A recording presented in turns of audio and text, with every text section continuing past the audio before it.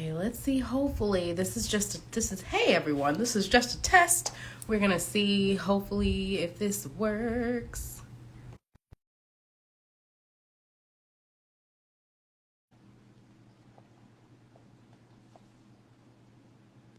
Okay, let's see. If it doesn't, looks like we're working. There Hi. it is. Hello, hello. I was just doing a test. It looks like on the practice side, I'm not able to have you invite and join, but I guess in the real one it does. That's weird. But I guess needless to say, we can just go ahead and start because it looks like people are jumping in. I think people are going to be really excited for this. And I really think, especially the background that you have as we dive in, just because I was doing a little digging myself, I was like, wow, you have a beautiful story. And I think that, especially as a Black man in entertainment and in your field, and especially a dad, because I heard that you are a good, I think that your story can be able to be inspiration for not only just dads everywhere, but I think that anyone that just has a different way of getting into the field that you get into, and it can still be worthwhile. So without further ado, hi, this is Tony here, Queens of Production here. We have kicked off the IG Live Talk this fall, where I get to experience and learn other people's stories outside of my producing role. I have a huge background within the last 8 to 9 years in post-production field of story producing, clearance, and now archival. So I make sure to tell your story right, and then I also make sure it's cleared. But I love the fact that we are able to look outside of other people's stories, backgrounds, and go into the journey. Without us beginning, tell us how you started, where you're from, what got you interested, and just what made you become the director, producer, and editor that you are today. All right, let's see if I can do the elevator version. The elevator um, version. yeah, so I got into it because I used to do music. I used to have a rap group called LRS, and Wait, we needed, you were a rapper for awesome. yeah, like forever ago. It feels like a lifetime Yeah. ago now. But we needed music videos, and yeah, I ended up taking a few classes down at the Public Access Center, and it was a place where you could just take classes for $15 and learn how to work a camera, you learn how to edit, you learn how to work the production studio, and $15 a class, and learn everything pretty quickly. And it's very basic skill level. Like it's Yeah. nothing like amazing, but if you have an imagination, that's all you need. And that's kind of Right. where things started. And I slowly started to realize, man, I really enjoy telling stories. Like I really enjoy telling stories from this visual medium. Like I love music and using my voice, but like I can use my voice a lot better this way. And that's kind of how the shift became. And I was a one-man band for a few years, just like bringing in whatever friends would like help me out in Michigan. Yeah.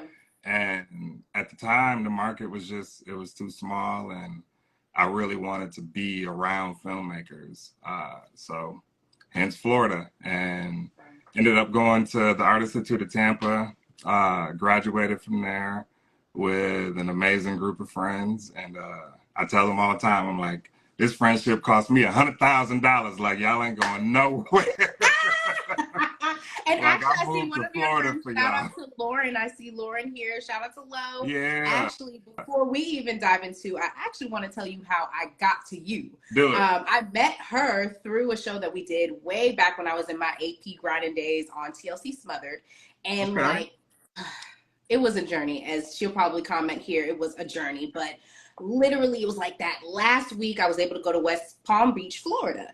And so she was a PA then, and literally we hit it off. Like outside of our roles, I started to discover that she had other positions as a script supervisor and working for your company. And so literally the last day I was like, let's keep in touch.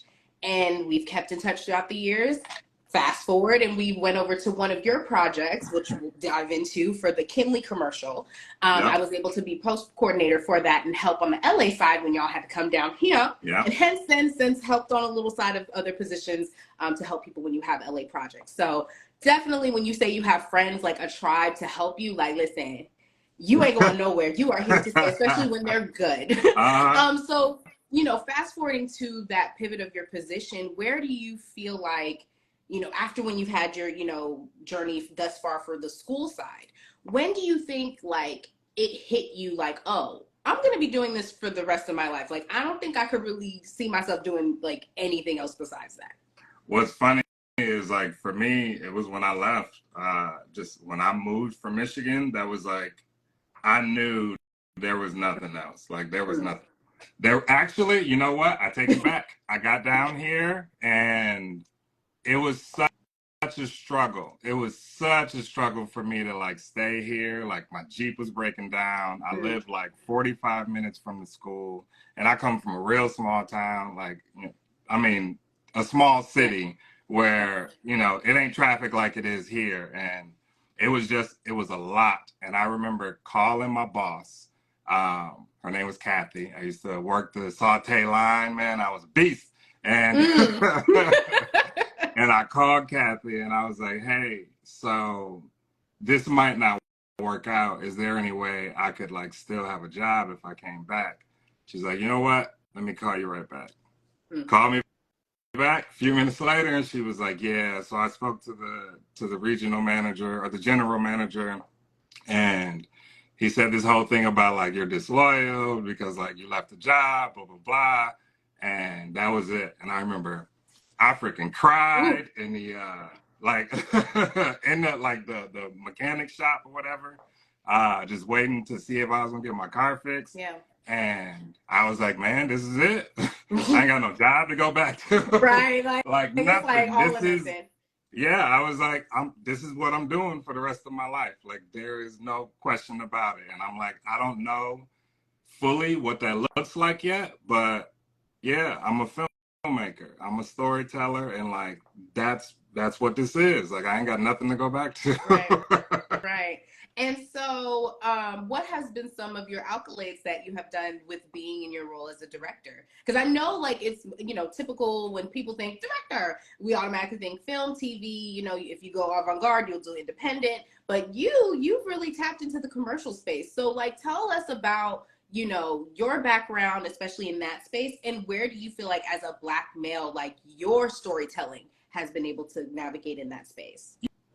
Yeah, that kind of came by surprise. Like it was very interesting. It happened very organically. I have a buddy, Justin Padilla. Shout out to him. Hey. He very close friend. He was a professor of mine when I went to the Art Institute of Tampa. After I graduated, he left his school. He moved away and he joined an ad agency. And the thing is, like, always leave a great impression with people. And like for me, all I wanted to do was be a filmmaker. So when I was at the school, that's all I did. I was always checking out equipment. People remember me always making stuff because that was just me. That was everything in me. And so leaving that type of impression, that's when the jobs would slowly start to come in. And the thing is, I tell everybody I'm an editor before a director.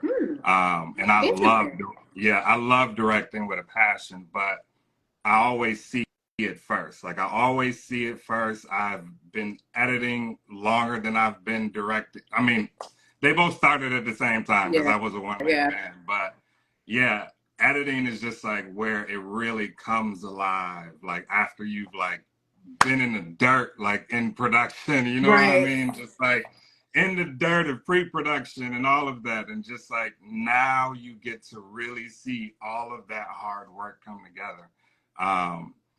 So that's what I would get hired as through this company as an editor. But he knew I want to direct. I want to direct. And eventually they started having these jobs come through through Obsidian, which is Michael B. Jordan's company. Okay. And of course, like I got to actually bid for these jobs where they're looking for a Black voice. And something where you're really going to bring authenticity to this project. And it was the very first one was very nerve-wracking just because it was the big one. Like it was the Taraji one. Yeah, Like, yeah. and the reality is I had done a few commercials before then, like about 5 or 6 like national spots. Yeah. But not on like this level. Just like an A-lister. And the thing is, you don't really get to like speak to them directly. You don't know what that experience is going to be like. You have to rely on like word of mouth from like the industry and like who you can talk to, who's spoken to them before or been on set with them before. And even then, you just have to trust their experience, because like their experience doesn't mean that's going to be your experience with this Exactly. person. Yeah. Exactly. And so that commercial put me in your moment. Like, tell me, first of all, I wish I was there that moment, but I was working on another project. And, you know, being a producer in the freelance world is, we'll dive more into like being in a union and stuff versus, you know, the hustle and bustle of doing it on your own. Yeah. I was able to help, and like, I will give the brainer. I was never a production coordinator. Okay. That was my first like credit as a production coordinator. Like, I've done the pool before because as an AP, you dang near do multiple hats. Yeah. And so, and I always dealt with talent. I always dealt with, you know, the story tracking, but I also dealt with, you know, the day to day, like making sure stuff was, especially when I did TLC Smothered. Like, damn near I was like booking the Airbnbs for the sit down interviews to like finding locations and was segment producing, you know? And so for you, like, and of course having your team and your friends like come to LA. I know you had to come down here, having to travel, having to do the things. Give me that day as a director. Like, what was your emotions? What was your feelings? How did you have to like survive on top of you saying you had to deal with the A-list celebrity in this? Yeah. I had a conversation with myself in the morning, just kind of pumping myself up, convincing myself like things would be fine, because it was a very tough day stacked ahead of us. We only, per contract, we only had her for 3 hours, and it was like very specific. And we, within that 3 hours, we had scenes to film in 2 locations. So like, you know, like doing a location move is like a lot. And then to do a location move in LA is a hell of a lot. Including the traffic, including the stops, including everything. Nah, but like Low came through. Actually, man, it was Low and Cecilia. They came through. Cecilia found a house that was man, only a few blocks from where we were filming, where we were filming the stuff like in front of the barbershop. It worked out perfectly, but it was just, it was so nerve-wracking. I remember, okay, yeah. So there was we have a double Dutch scene that we're filming in there, and Taraji hasn't shown up yet. We are over by the trailers. I'm over there with talent, and we're about to like, she's about to do the double Dutch for the first time. And the thing is, I've seen all of these kids do double Dutch. Like when we were running through the auditions, everybody was like required to send in a video of them doing double Dutch, and she did it like solid. But, and the thing is, she was such an amazing actress too. But somebody asking you to do double Dutch on camera, like on cue, I think it's different than like just trying to be in character. Exactly. And so we're like all around her, and like everybody's like cheering her on, and like she just couldn't get into the ropes. She kept trying, and she just couldn't get into the ropes. And then best friend of my sister, Cass, she comes over, and she's like there to just like help with the double Dutch. Right. And she kind of like, she makes it in, and she like kind of like pumps her up, like gets her to and then she goes in to do it again. Man, he ends up hurting her knee. And and this is at the top of production. So she ends up hurting her knee, and she's down for the count. And now people are like, everybody's like, yo, you needed to be over at the set 15 minutes ago.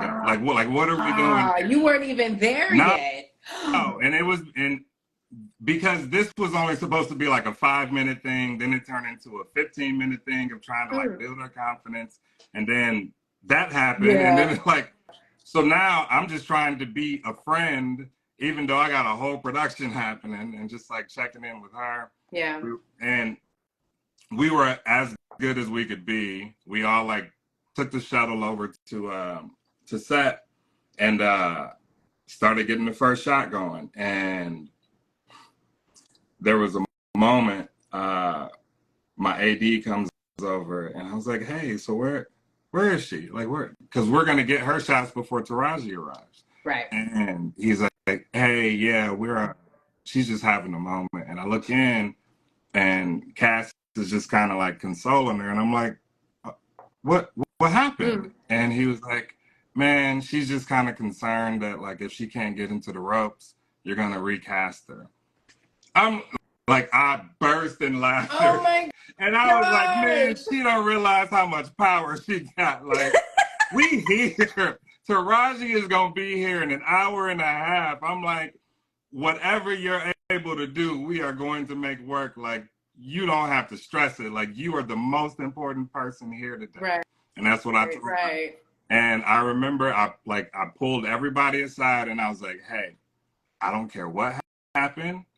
Every take, we cheer for that little girl. Like, we like big her, like make her feel like the most important. And that's what it was. Man, like, I wish we were running audio for that. Like, I wish we were running audio for that. Because every take, she'd like get in a little bit. Everybody cheered. She'd do it again, get in a little bit. Everybody cheered. And I remember the third time she got in and she was just like working it. And like, everybody was just like bigging her up. And I tell Lo, it was an amazing experience working with Taraji, but like doing that for that little girl, like it was the greatest director experience. Do you think that like your father instincts kind of kicked in? Because like as we kind of talk about, you and your family, like I know that you being a role as a dad really plays a role in your storytelling. So do you think that kind of had hit that moment for you also? Oh, absolutely. And she, it's funny. She even like looks like my daughters and the same age as my daughters. And like me and the dad was like, we were really vibing on set and like, he was really, and what was cool was I run into a lot of parents on set who are just, they are kind of vicariously like living through their kids. And the strange thing is like, he was an actor, but like you could tell like he was not trying to live through her. He had his own experience and he was just there for her. And it was just like, it was beautiful. Like it was beautiful to see that like this little girl loved to be here. And like, not only that, but like she got to overcome something. And like, we all got to witness her overcome something and help her do it. Yeah. And listen, I think don't be surprised if she starts to let that be her passion into acting and getting into herself into some roles. And so, oh my gosh, that's amazing. So for you as a director, and editor director, you always kind of flip that into the back and forth. How do you feel if I'm wanting to be a director, wanting to get into the field, and I just do not know how? Because I know a lot of us, especially with the strike, a lot of things happening, we're kind of resetting and regrouping where we can storytell. So for us in that role, like, where do you feel like we can kind of start first and navigate in the perspective that you're in the role you're in? If you like, I mean, like you specifically, if you were just like, I want to direct something, direct something. I would absolutely I would write something very small, something that just feels achievable, but you just want to make sure that you can do it. Like you can make this happen. Me and my girl, we have written a short film, and it's literally just, I mean, for the same reason, like the strike has been going on. It's definitely like changed a lot this year. Like this year has definitely been one of the more different years, the more unique years, where I've just kind of not really like refigured things out, but like approached it from a different mindset, like applied my skills differently for the time being.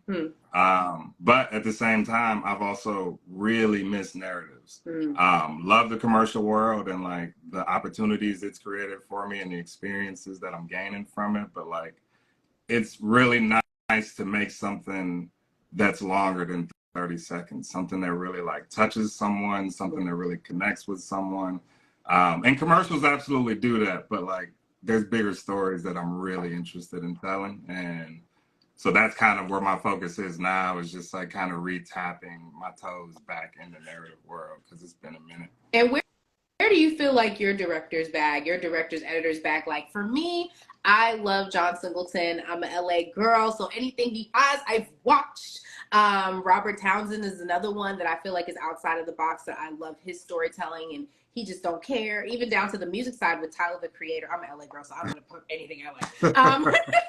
And even down to Tyler, the Creator, where he's created his own audience, his own fan base, to where he can do anything and they're just going to follow. Where do you feel like you tap into, especially if you want to be a creative? You have to dig into the research, always have the shoulders of greatness to fall back on. Who do you feel like you tap into when you need to research, when you've had to research growing up, and like tap back into when you have to like reset and regroup your storytelling? Oh, I know it's what's interesting. tricky. Now, what I was gonna say is, what's interesting is so if I'm gonna write a story, it's usually, one is rooted in music. It's always rooted in music, and it's always something that, like, it's rare that I'll sit down and say I want to write a story. What happens is I hear something, and like a scene pops into my head, or like I'm just hit with some level of emotion, and I start to analyze that, and I'm like, what is that? Then the story starts to unfold. It's so crazy how organic it is. And it also, like, not to like go on a tangent, but like it reminds me how kind of strange it is that you can pay somebody to be creative. Because to me, like, creative isn't like a switch that you turn on and off. It's an emotion, just like being sad or happy or angry. Like, being creative is an emotion. So like, it's like somebody paying me to be happy. Like, I bet. But to get into like that creative zone, it's different for everybody. Like, I can be a robot and like give a client exactly what they're asking for, because I'm trained. I've been doing this for over 15 years now. So like, I can do all of that from memory. But if you want me to like feel something and connect with something, like, it takes time for me to like get into that creative headspace, and it has to feel organic. And man, I like grew up hearing artists speak this way, and I remember thinking like, man, like, what are they talking about? But like, yeah, I think eventually, every artist hit that level where it's just, I have to feel it. Like, I really have to feel it. Otherwise, like, why waste my time with it? And the Taraji experience was that.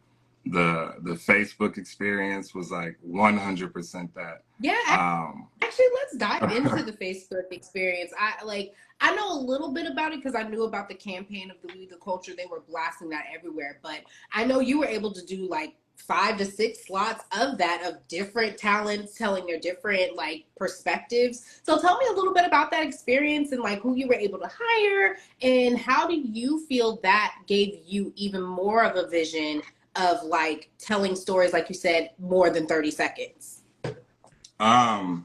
So I got a really beautiful like requirement, and it was they wanted to make sure I hired as many people of color as possible. Good. Yeah, no production was like asking me to do that. You know what I mean? That's a first.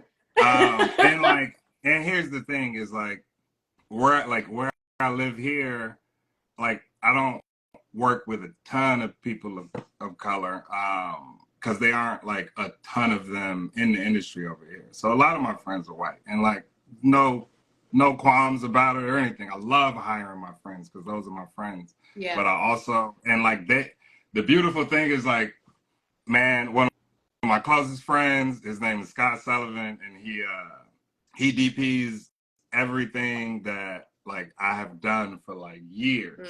And it hit this point where they hired me, and of course I have to have a black DP for this project where it's about Black voices and the Black experience that I'm recreating.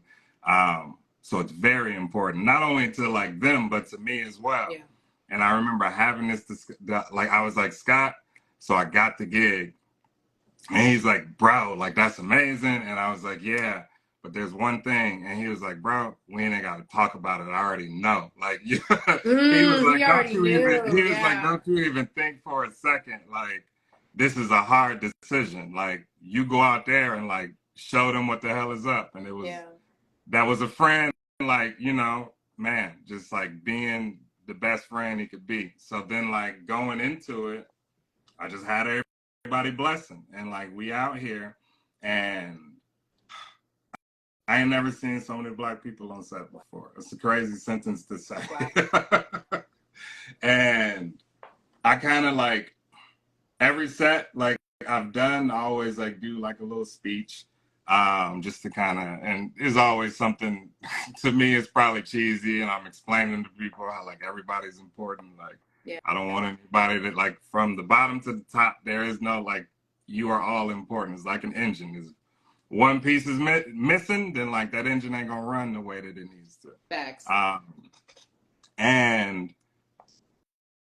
that kind of like started this family experience, because that's where I come from. Is I don't like a cold set. Like, I love people to like, it's an amoeba, like it's all just like connected in one. Yeah. And I remember like talking to my art director Rashi, and she was like, I've never been on a set, and this up to this point, she was like, I've never been on a set where like we could just like talk with the camera team and the grip team and like trade stuff, you know, like get stuff that we need and like all of that. And it was mind blowing to me, because, you know, I don't come from that. But it's also because like, man, in film school, I mean, our film school, like we really got it out the mud. Like everybody had to like learn how to do everything. And then you eventually hit a position where you know how to like speak to all of these, like all of the different heads.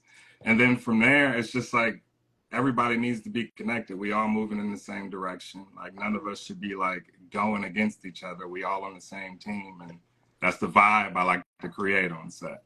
We got to we got to experience that all week, and then I had a closing speech, and that's when I like told them like, man, I've never seen, and it wasn't just Black people, like Hispanics, like every race. Man, it was beautiful. It was like a Benetton ad. But and then there were like some of the crew like coming up to me and just like saying, man, one of our grips asked to take a picture of me, the DP, and the AD. And my DP was Rob and my AD is Paul. And he's like, man, 20 years in the industry, like I ain't never seen a Black director, Black DP, and Black assistant director on a shoot this big before. And I'm like, man, that's crazy. I mean, honestly, that's true. Like, even coming from my set experience, like the times that I like had really experienced like having Black people on set was when I worked on The Next Big Thing. It was the first time I ever seen two Black women EPs that were physically on set, because you know EPs, they'd be like, you have the position and you don't see them until maybe when we used to do rap parties all the time. You see them at the end. But having them on set every day, taking names, shout out to Ricky Hughes, shout out to Holly Carter, amazing. And then The Hype with which was Offset streetwear competition show, and he made it, like, even though it was with Scout Productions and like we had them, you know, the ones from Legendary, it was still like, I think we had like a couple Black cameramen. Again, the EP was Black. Most of the producer team, we were Black. And so having like that experience, it's like, okay, I ain't got to be on guard like all day. I can actually let my hair down and I can understand my texture. Like it'll be great. And it's a great experience. And so for you, how do you feel like, as far as like the hiring experience, we always hear all the time, going into the union, going into the guild, especially for camera, you know, and editors, they always kind of, you know, highlight that and encourage that. are you in a union? Are you in a guild? And if you're not, what has made you like, are you leaning towards that goal, or are you really going into the freelance? Because I also have some creatives that are like, nah, I'm not trying to give my money to the people and I'm going to, freelance and all that stuff. And I've also had people who are like, I'm not hiring anybody but non-union so I can give people the experience who never had the chance to for, bigger brands and stuff like that. Do you feel Yeah. like you're leaning more towards that way? You know what's crazy is like I thought I would say probably like 7 years ago. Um, that was around the time where it was even a thought of mine. I was like, man, I think I would want to be in the Directors Guild. And I just kind of like put that out there. And then I started to research like all of the requirements and the things that you would like have to do, the accolades you would have to have. I was like, all right, bet, got it. Man, that's a lot of stuff. Um, and it's crazy because now I have it. Like, and I hadn't really thought about the Directors Guild like Yeah. since that time. No, I take it back. I had a friend, Keena. She's a director out in LA. She's a beast.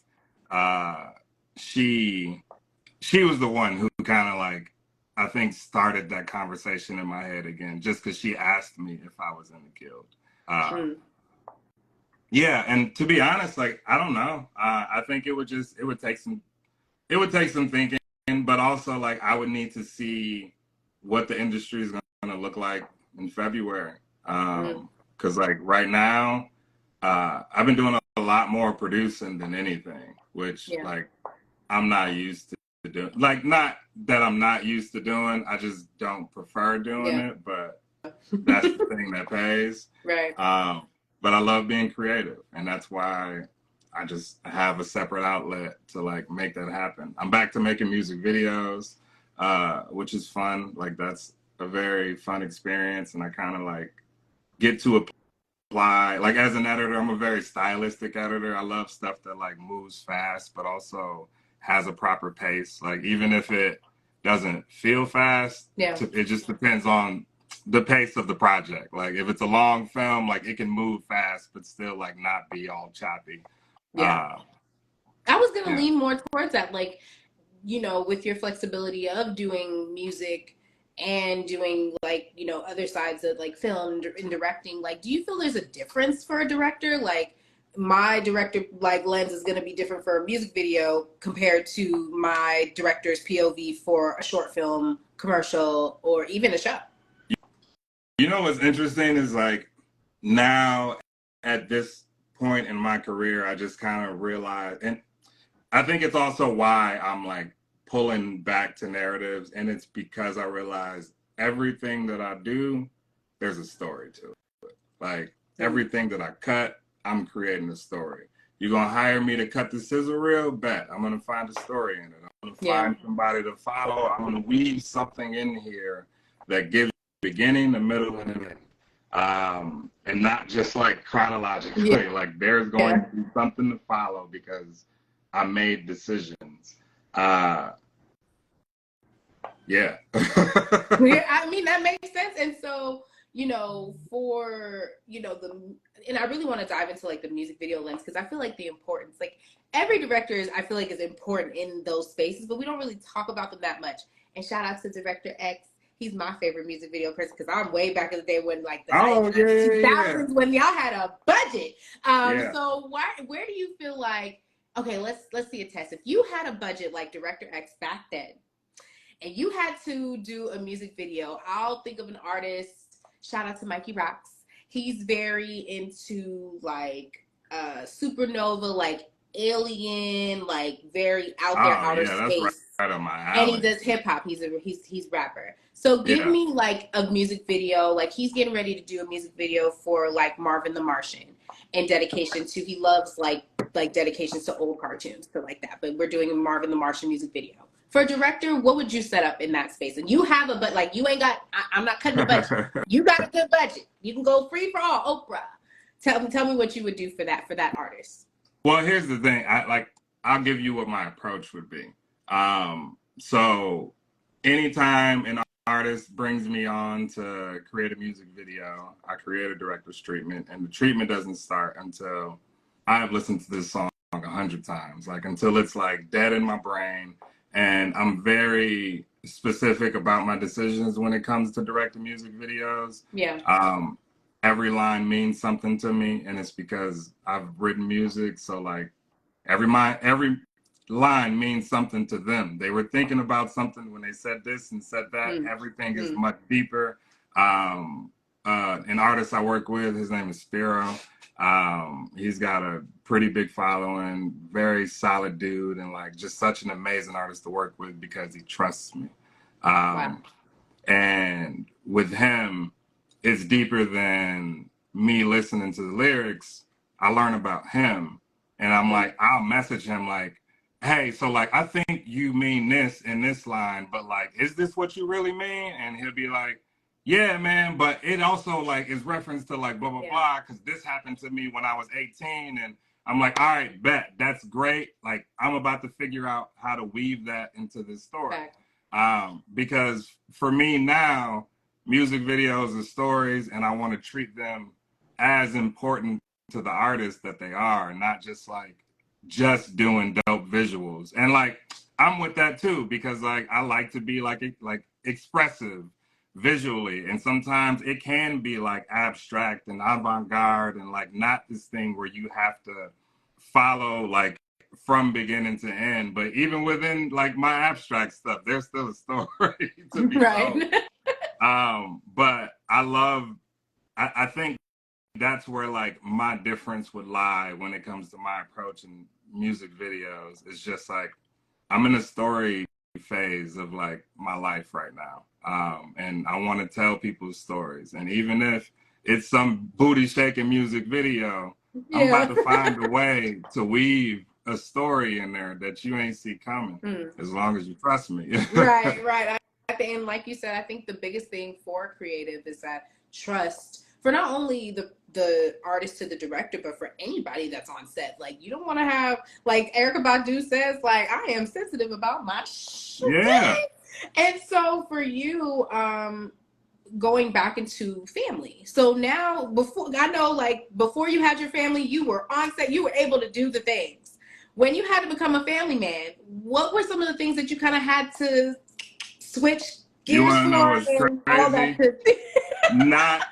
Not a thing. Wow. And here's the thing is that, and I remember like saying it too. Like, I'm like, man, anybody who say like kids like stop you from chasing your dreams is a damn lie. Like, love it. But no, for real, it was, I was just blessed in a situation where I was an editor. I was used to staying up all night anyway. And like, man, these kids never got on the same sleep cycle. So it was like having like one super baby. Yeah, but I'd stay up all night. It wasn't really like a big deal to me. And then like a lot of friends who I went to school with, man, I got so many photos of me like with the girls, like in their car seat. I'm in the production studio because I got like a project due like this evening, and I'm the one that's on like duty. It was a lot, but it also feels like it wasn't. Like it just all came natural. But I'm also the oldest of 7, so and my closest sibling is still 6 years younger than me. So single mom, and like I helped my mom, raise my siblings. So once I had kids of my own, it was just like, oh, this is kind of the same thing, except for I don't do the same things. Like, yeah, I don't whip my kids or. Have you ever had your kids' experience on set? Have you ever had that experience? Actually, on the Facebook job. Wow, tell me how that went. Oh my God. It was the greatest experience of my life. It is a day that I will never forget, and it's a day that I hope they'll never forget. we had one of the days we were covering Ain't Afraid. That was the talent. An amazing twin duo act. They rap, they sing. They're Muslim. And yeah, their music is amazing. And just like such positivity radiating from these girls. And they're like 24, 25. And I remember after I got the job and every day I was having to like do Zoom calls with the other talent. I mean, the day I got to talk with them right before they got off, I like pulled my daughters in because they had just gotten like off the bus. And yeah, the twins were happy to see the twins. And like I told them I was going to bring them out and brought them out on the day. And during, like, even before they came out, they were super excited and like learning all of their music just to like make sure that they were like on point when they got there. And like, that is so cute.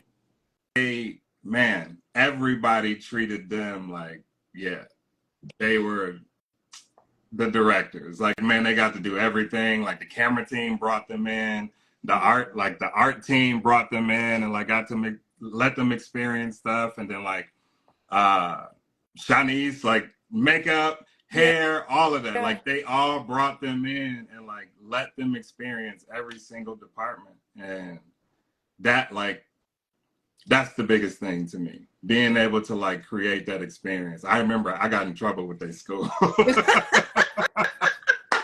I got in trouble with their school, man. And is either one of them interested in being a director now? Kind of, because I know they be like, Dad, what you doing? Mm-hmm. What you doing over here doing? Especially in the editing and stuff. Like, do you see one of them being an editor and one being a director? Yeah. So, Melanie, she's the older one. She just do her own thing. Like I signed them both up for classes over the summer. Yeah. They actually signed them up it was for summer camp, but it was for the Public Access Center where I first learned. Wow. So this summer, signed them up. They got to do it for a week. They both loved it. Like really like took to it. And Melanie kind of, as she's got into middle school, kind of let it go. But Marissa is like, oh, sorry, in the video class. She's in the video class right now. She's learning in the same editing software that I use. Like her and I are now like having the same dialogue. And it's like mind blowing to me. It's my 11-year-old daughter. And like, she understands editing. Like we can talk about certain transitions. Now I can just be like, all right, so like, you see how that cut, like, what about that cut doesn't work for you? And like a real dialogue, man. It's, yeah, that's beautiful. Do you feel like that's kind of like you said, like you talking to your daughter about editing and stuff? Do you feel like it's that age? Like, I feel like you said that you were younger, like when you really hit that moment. Like, do you feel like growing up at that age, you were in that moment of interest as an editor and director? Oh, yeah. For me, it was Titanic.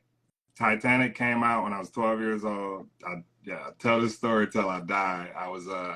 It was back when like Fox TV would do like featurettes and they like do like a special behind the scenes. Yeah. And I did this behind the scenes with this man, James Cameron, and like how he was like creating like this, they created new technology just to be able to create the visuals. Like he's creating stuff I'm like, one person is like, because he had I'm like, what? Mm-hmm. And it was the first time in my life I had ever seen people making, like coming together to make what I watch every day.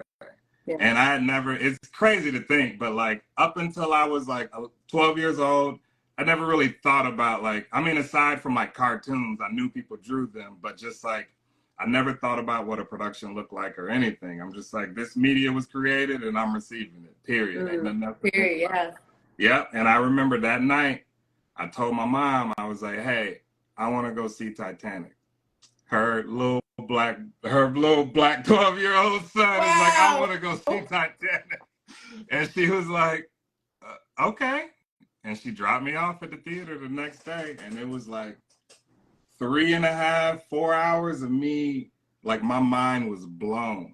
like, cause I now knew what all went into making this. And like, yeah, I cried. It was like one of the first times I cried during the movie, like Yeah. everything. And I sat in that movie like by myself.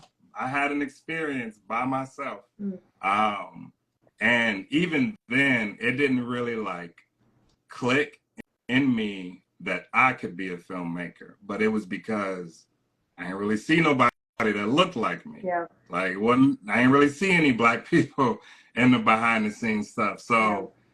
being older and like more emotionally educated, like I can look back and see I probably just made like there was just a disconnect that like was still there for a very long time because nobody looked like me. Nobody looked like me. But I understood like people do this. It's like, all right, bet. And like my mind would be toward, because I was like, I used to draw at the time. Yeah. And I was convinced I was going to be a comic book artist or something. And yeah, here I am now applying literally all of the skills that like I gained. I used to write poetry as a kid. Yeah. Like I was like big into sketching when I was in high school. I would like airbrush shirts, like all types of stuff.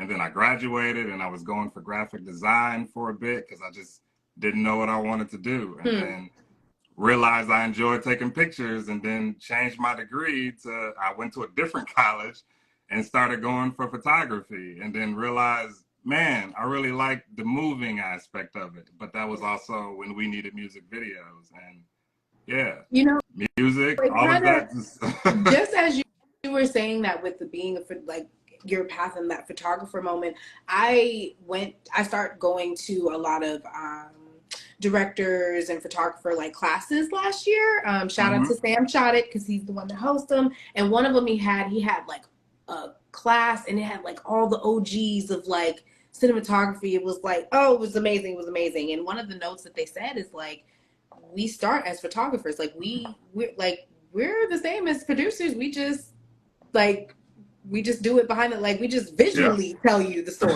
And it clicked for me because I'm like, wow, like as a producer, we just be so like tunnel vision, like this is what we're doing, this is what we have to deal with. And sometimes we don't have those interface conversations. But like you said, we are connected in some way because what are we doing? We are telling a story. And that's what we all have to do. We have to goal to hit, which is telling that story and make sure that story makes us money for the hired people who had hired us to tell the story. And so for you, like, oh, I love it. So for you in regards to like even now with social media and you know the interface of all that changing for directors, where do you feel social media has now enhanced like producers, directors, editors in now the technology space and brands now like I want to tell the story. I want to tell TV. For instance, Shea Moisture did a show with Macro and did a docuseries. You know, do you feel with the rise of that, and now we're kind of not leaning towards Hollywood and the AMTP, Elemental P people? Yeah. Do you feel like now it gives us the chance who are non-union and those that are freelancer in the hunger to be able to tell our stories? Yeah. Yeah, the industry is like drastically changing, and I've been saying it for like a couple years now, like just that I don't want to become an old fogey who's just like it used to be this way, and I don't want it to change. So I'm honestly like always trying to be receptive, and I'm always trying to just grow with it. I I've said like the level of celebrity that we grew up with will never really get to experience again. Like that will never like there won't be like a Tom Cruise or like Sam Jackson or like those won't exist anymore. And it's only because we are so connected and like because of social media and it's like the old saying, there's like a million channels and nothing to watch. Like that's literally where we are now, where everybody has an audience. And it really is like kind of the greatest equalizer when it comes to all of this. Yeah. Anybody can be a celebrity. Anybody, like it at this point, it is just about consistency and knowing your brand, knowing who you are, and that's the thing you build upon. It's wild to think about it because everybody also just wants to be viewed as an individual, but like you are a brand. Once you become like social media and you blend this, like unless you just on Facebook, like you on Instagram and TikTok, and yeah, you are a brand. You are representing everything about yourself, and it can be the greatest thing, and it can also not Be be the the word. greatest Yeah. thing. Yeah, because like you say some stuff that's like the again, I have to be mindful of every like once those commercial gigs started coming through, I'm like, I got to be mindful of everything. I got to be mindful of everything I post. Um, Even when we did the Met Gala like both years, and tons of celebrities like we were working with, and like, am I like on the level of them? Absolutely not. But like, I also work with an ad agency who is looking at like all of my social media. And if I post anything that could be against the celebrity that I'm supposed to be working with, I ain't working with that celebrity. Listen, you will be off the clock. For real, man. You will Mm. definitely experience a blacklist of the blackest. And that blacklist is real. Yeah. And so for you, in those moments, like especially being a director, like in this freelance world, like it's a hustle. And for you, like, where do you feel like when you was in those moments? Like, I know for me, like the pandemic made me sit down. Okay, I wouldn't even say the strike really made me. The strike made me sit down, but I'm more prepared. The pandemic, it sawed us all the way down. So where do you feel like when you're in those moments, even in those in between stages of that? Okay, the gig is done, and I'm trying to jump to the next, or there's times where I'm overly creating and I have to take a break. Where do you feel like you, as a creative in a director, producer, editor space, when you had to take those breaks, when you've had to reset and regroup, what have you had to do? um, I think this year made me sit down. The strike and all of that. Just because before that, it was a very like every single year, like Yeah. without a doubt, every single year. Even if the year started off a little bit rocky, it still continued going up. This was definitely the first year where like, man, it kind of leveled out a little bit and like dropped down some, and I kind of I thank God it happened this year, just because I've grown up. I mean, I don't think we ever stopped growing up, but Yeah. like I have elevated to a level where like I can handle it without any animosity. I can handle it with a clear mind, and I can handle it with, just like you were asking, like what do I do to I've been writing. Yeah. Just like getting my creative space together. I also just like kind of sew into like my everyday life, and allow that to be my new art right now. Like, yeah, you look at my Instagram, like I don't edit any of that stuff on my phone. I treat it just like I treat a client project. Like, Listen. yeah, there's like five body, all type. Like it's a brand, and I recognize it, and like I uphold to it. There's stuff that I will not post about, and it's just because like if we friends, then you can know about the bad stuff. But like I'm just not a person who like wants to put like my like anything that's negative, and like I don't really view anything as negative. Everything is an experience that I'm learning from. Yeah. But even those experiences that I'm learning from, I only like posting about that stuff because like I'm still navigating it. And like if I'm gonna put that out there now, like all of these other voices are like too much noise. So And then also to the audience, the way that they be digging on people and canceling the culture. Yeah. I don't want you to be over here expect a gadget. The next thing you know, you posted something I post like some 2012. Because the way karma hits, you can't control karma. Karma can hit any space in any shape and form. And so we have the last 10 minutes. Again, thank you for the audience that has stayed around and stick around. If you have any Q&A questions, you can put them now at the bottom of the comments. But for you, as we have our last couple questions, one, where do you see your future? The biggest thing you've kind of navigated is really pushing the limits in the way you are storytelling, and again, like you said, doing it more than just 30 seconds. Where do you see the future for you and your journey, and where do you feel like your next storytelling is gonna be next and you could pick any genre, like true crime. I know some people like true crime. That's not my energy, that's not my space, that's not my calling. Yeah. But I've done competition and ran over and transitioned to documentaries now. So where do you feel like your calling is probably going to be next? I honestly think that I'm gonna navigate back to film, like just back to making movies. Um, I made a feature film like years ago, fresh out of college. I like bet on myself and like threw all the money I had at the time, like to a feature film. Yeah. Today, it ain't the greatest, but like my experience through it was amazing. And that was the thing.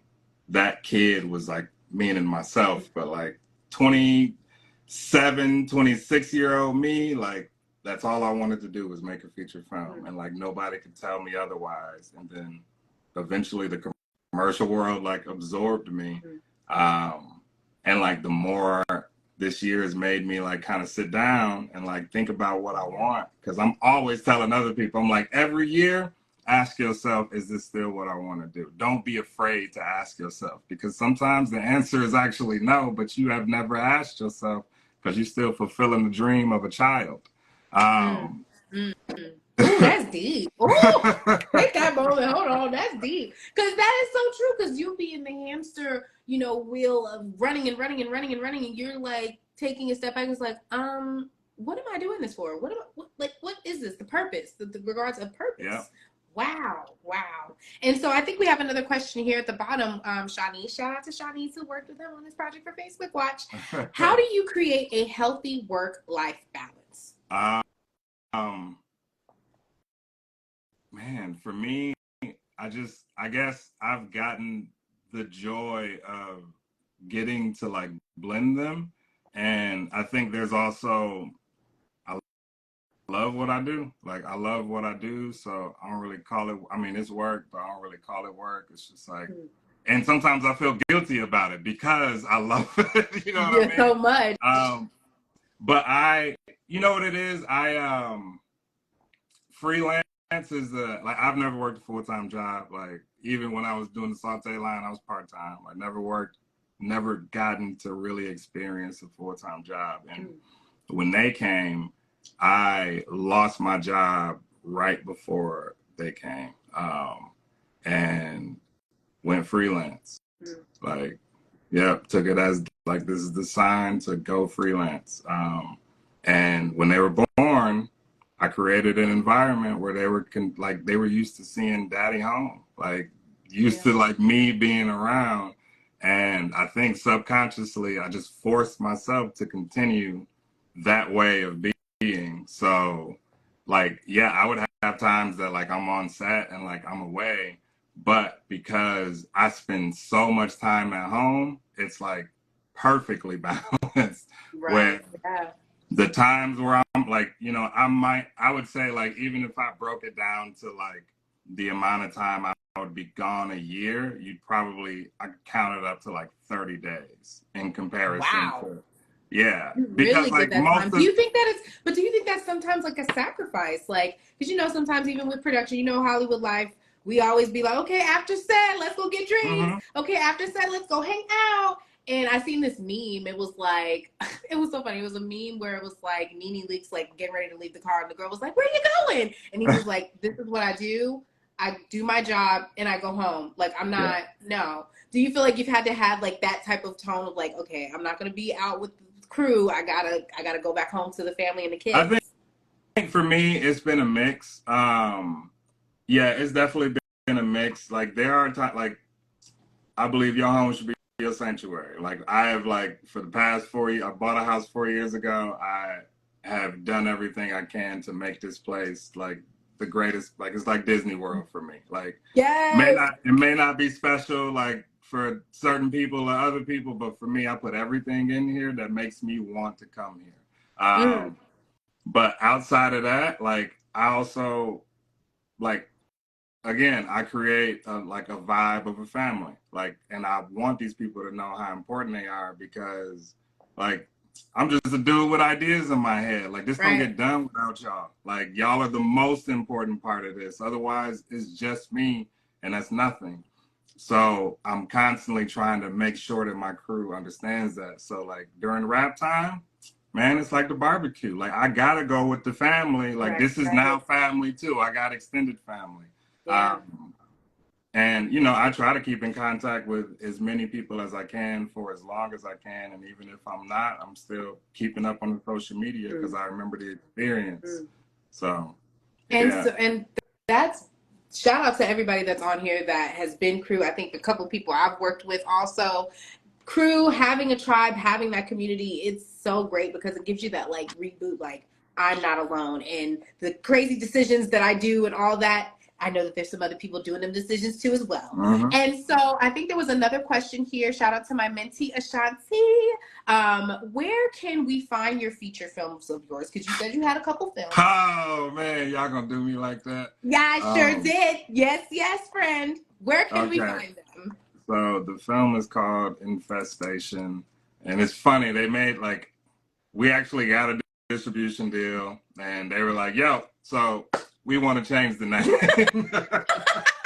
They said this name ain't it. Well, and it was because I had my name, and they were like, "Well, yeah, we gotta like get an audience, and we gotta make sure that they buy it like as soon as they look at it." So they called it Infestation, and yeah. Dang, you can find it on eBay. You can find it on Amazon. Yeah, just type in Infestation on Amazon, and there it is, $11.99.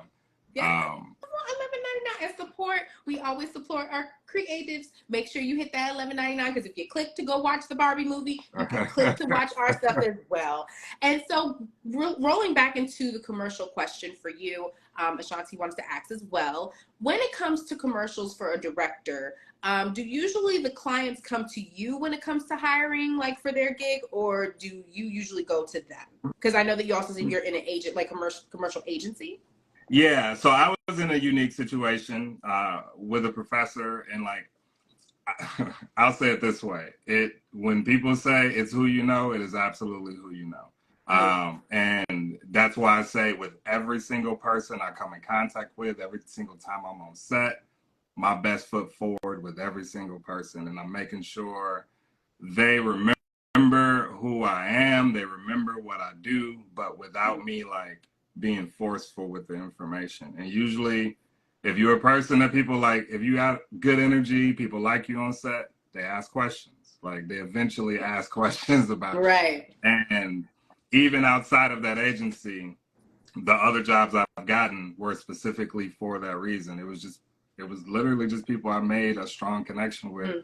And they, man, you find one person that believes in you as much as you do and can create opportunities. Yeah. Like that'll take you everywhere. And that's always what I wanted to be, is a person that can create those opportunities. So, yeah, I'm always like I'm an open book. I'm super transparent. Yeah, if you message me, I got you. You got a question, I got you. Just because, like to circle it back to the beginning of the conversation, I didn't grow up seeing people who look like me do this, and so it's important that people who look like me see me do this, and that they know that I am accessible. Yeah, just because I ain't have it, so I want to give myself back to everybody that I can. Yeah, if I don't get back to you immediately, please believe if I read it, like it's in there and it's a priority. Oh. And so before we wrap out, my last question to you would be, what would be the best advice for any creative, any director that you feel like, what would be your affirmation or your mantra that you kind of stick with as a director that you kind of keep in mind every day? Be decisive. Be extremely decisive. In regards to being I would say this advice goes to a director who's on set. Be decisive. You are the leader. You are the one who is guiding everybody else. And it's not really about appearing weak. Like, here's the thing. I would always have an exit plan, and that don't mean like I'm a dip set, but like it means I have a place to like escape to for a few minutes just to like compose myself if I would need to. Yeah. Like when I watched an interview where Quentin Tarantino said that he cried when he was making Inglourious Bastards because he was convinced people would finally figure out that he don't know what he's doing. It made me realize that every single person on this planet has insecurities. If you rise high enough, you will eventually experience imposter syndrome. You will eventually question everybody else's like perspective of you because you don't know anybody else who looks like you in that space. And now it's scary.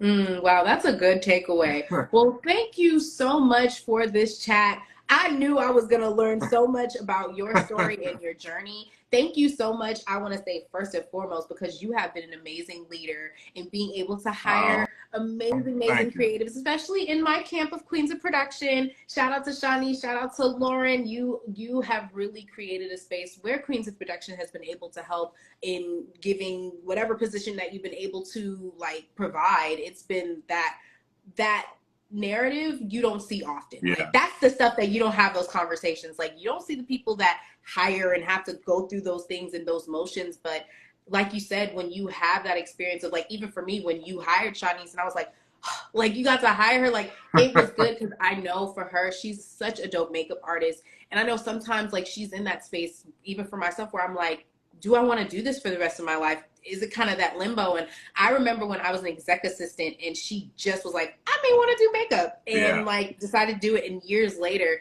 to be able to now do it on your commercial project, it was, for me, it felt like a full circle moment. I'm like, dang, like the fact that I was able to see her like just do it when I was an EA to now see now, it's like anything is possible. So thank you so much for just being that leader as a Black man too, because we don't see y'all that often in many of those positions. I definitely want to give you your flowers as well. And so this wraps out the IG Live Talk that we have for today. I am so excited for these that are coming up, but we have another one coming up on Monday. Woo! We are having two amazing costume designers. We're going to talk about everything costume design. So we're having the Halloween special. Ooh. I may dress up, makeup, and everything for Halloween, but we are going to talk to Miss Dominique Dawson, who is an amazing costume designer, as well as Brittany Chapman, who is an assistant costume designer, and they also got to do Swarm. They are Emmy nominated for that movie, so we're going to talk about all things of how they're accolades. They're also in the union and the guild, so we're going to talk about those things as well. And I will be making the hugest announcement that QOP will be having. Both, I will be introducing our Queen of Story mentees. I had a mentorship program that opened up, and we will be announcing our 3 mentees that we have for the program for fall, as well as I have a huge opportunity for our QOP members who are having trouble with the job hunt, and I've been able to collaborate with Staff Me Up, who we've been able to have under their fellowship do something really special. But I'm not going to announce it today. I'm going to announce that on Monday. But just know it'll be able to help with your job hunt. So thank you so much. Again, Dominic, you have been just amazing. I hope we get to work again soon. Absolutely. Do you have any projects coming up soon? Like, do you have anything coming up that we need to be aware of? So nothing major. I have I got a thing in Nashville for Visa. They have an activation going on over there. Okay. There's actually a country western singer who's, man, she's a big one too. And I feel bad I can't even name drop her because I don't have my creative deck in front of me. but yeah, that's my next thing is I gotta, I have a Visa project. So that'll be fun. And it's nice to just like get back out in the field again and not just, I feel like a police officer doing so much desk work. Like I want to be out there in the field. Like get your feet wet back again. Yeah. Well, hopefully you could be able on that Visa project. Let us know if you need to hire anybody. Oh, you already know. You already know. The first phone call. Thank you so much. Well, thank you. It's been a joy. I hope everybody had learned so much from this IG Live Talk. And like I said, QOP, we always say, live, love, and create. Have a blessed, good rest of your weekend and tap in on Monday. Bye, y'all.